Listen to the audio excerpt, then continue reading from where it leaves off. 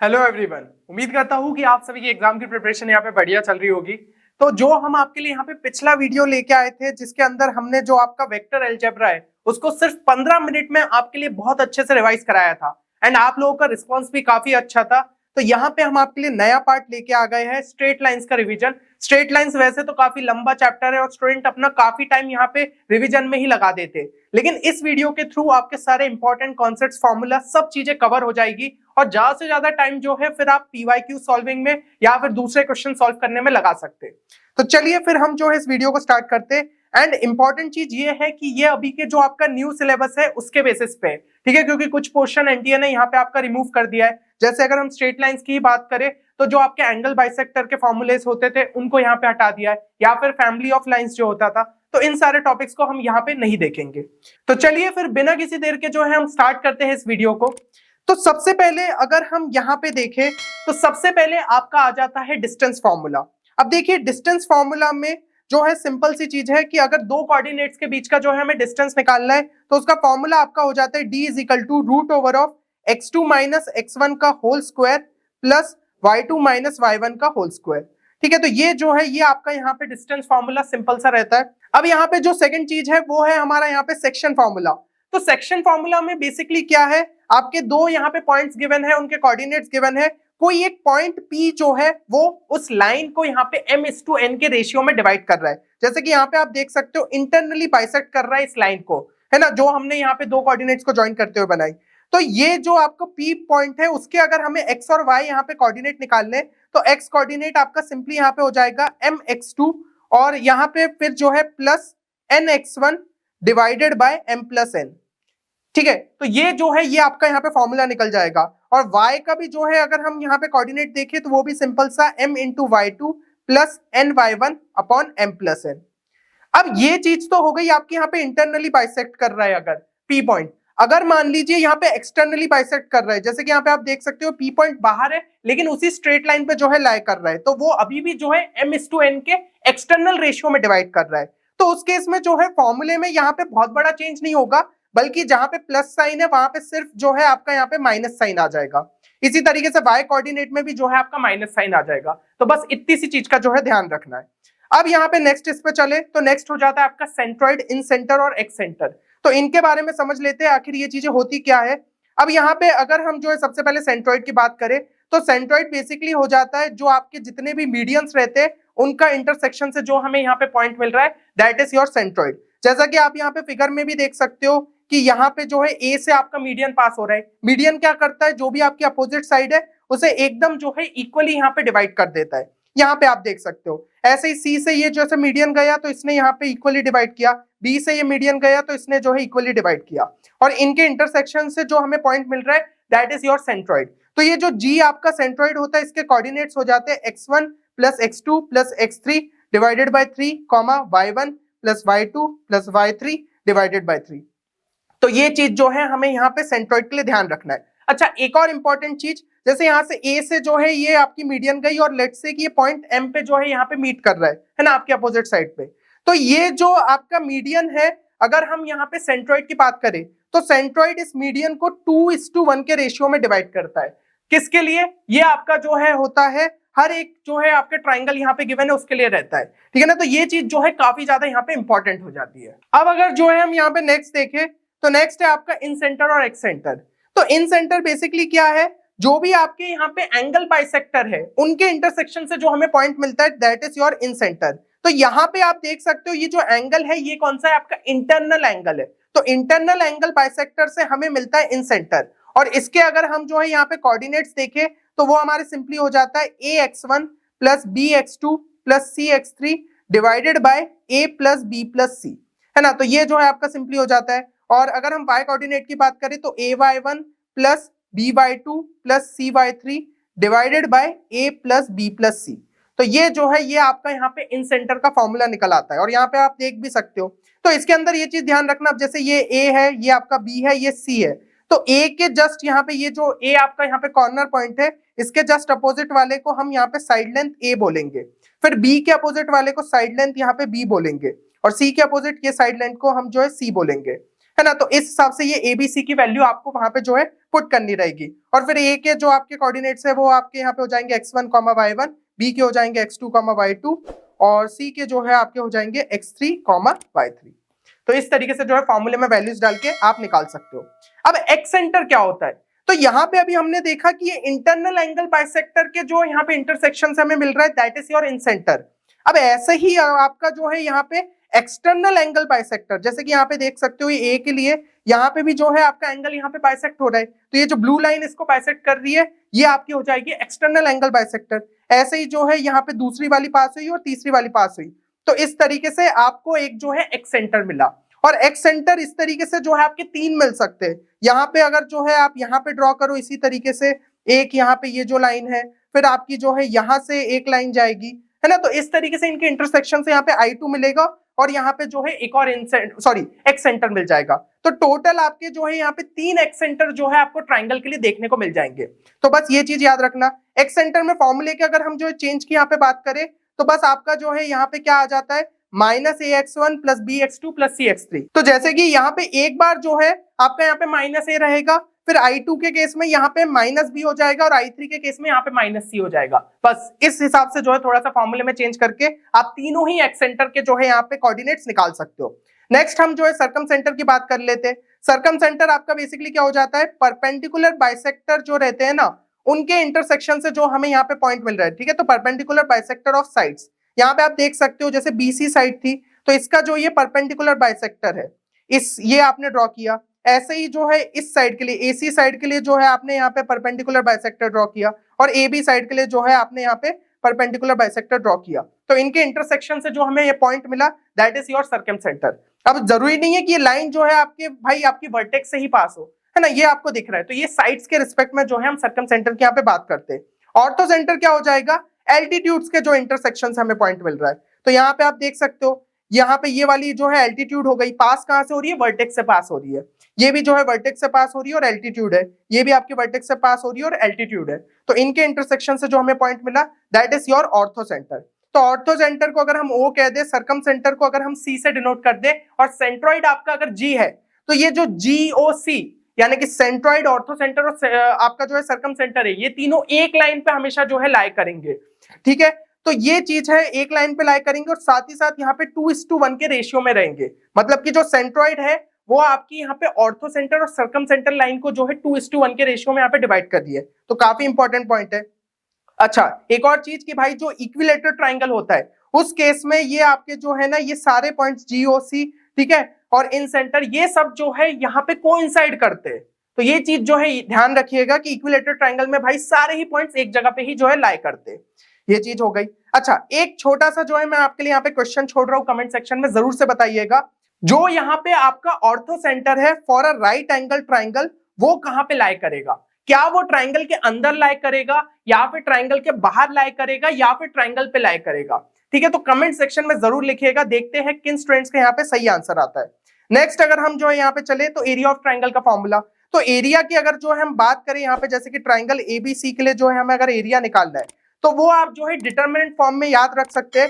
वो होता है आपका हाफ, फिर यहाँ पे x1 y1 डाल दो, मतलब पहले कोऑर्डिनेट्स, फिर यहाँ पे x2 y2 लिख दो और यहाँ पे x3 y3 लिख दो और यहाँ पे जो है 1 1 1 पुट कर दो।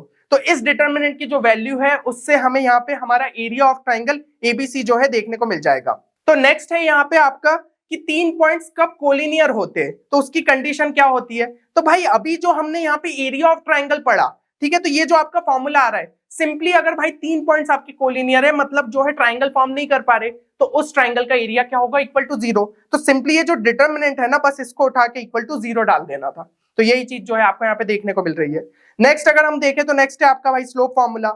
2 पॉइंट्स को जो यहाँ पे लाइन ज्वाइन कर रही है उसका स्लोप हमारा क्या होता है? That is equal to y2 - y1 upon x2 - x1। ठीक है, तो ये जो है ये हमें यहाँ पे स्लोप दे देता है ना। तो स्लोप बेसिकली आपका यही होता है कि यहाँ पे अगर आप कोई भी लाइन की जो है बात कर रहे हैं तो यहाँ पे x एक्सिस के रिस्पेक्ट में जो भी जो है वो यहाँ पे एंटी क्लॉकवाइज में एंगल बना रहा है, वो जो है वो आपका यहाँ पे स्लोप कहलाता है। ठीक है, तो ये भाई सिंपल सी स्लोप की डेफिनेशन हो गई।